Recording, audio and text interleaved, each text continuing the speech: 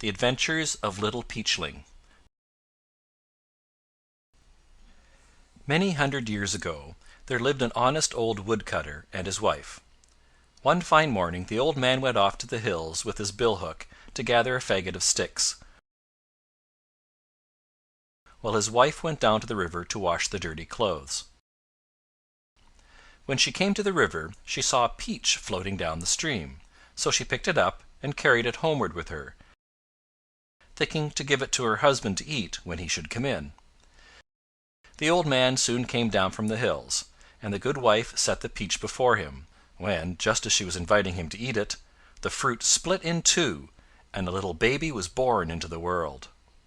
So the old couple took the babe and brought it up as their own, and because it had been born in a peach, they called it Momotaro, or Little Peachling. By degrees Little Peachling grew up to be strong and brave, and at last one day he said to his old foster parents, "I am going to the ogre's island to carry off the riches they have stored up there. Pray then make me some millet dumplings for my journey." So the old folks ground the millet and made the dumplings for him, and Little Peachling, after taking an affectionate leave of them, cheerfully set out on his travels. As he was journeying on he fell in with an ape, who gibbered at him and said, "Kia, kia, kia! Where are you off to, Little Peachling?" "I am going to the ogre's island to carry off their treasure," answered Little Peachling. "What are you carrying at your girdle?" "I'm carrying the very best millet dumplings in all Japan." "If you'll give me one, I'll go with you," said the ape. So Little Peachling gave one of his dumplings to the ape, who received it and followed him.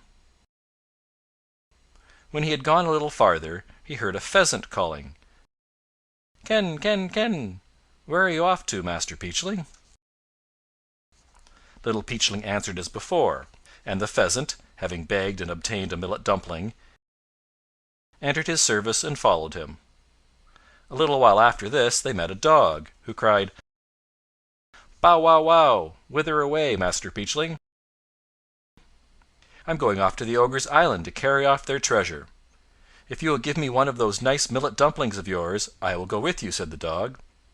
"With all my heart," said Little Peachling. So he went on his way, with the ape, the pheasant, and the dog following after him. When they got to the ogre's island the pheasant flew over the castle gate, and the ape clambered over the castle wall, while Little Peachling, leading the dog, forced in the gate and got into the castle. Then they did battle with the ogres, and put them to flight, and took their king prisoner. So all the ogres did homage to Little Peachling, and brought out the treasures which they had laid up. There were caps and coats that made their wearers invisible, jewels which governed the ebb and flow of the tide, coral, musk, emeralds, amber, and tortoise shells, besides gold and silver. All these were laid before Little Peachling by the conquered ogres. So Little Peachling went home laden with riches, and maintained his foster parents in peace and plenty for the remainder of their lives.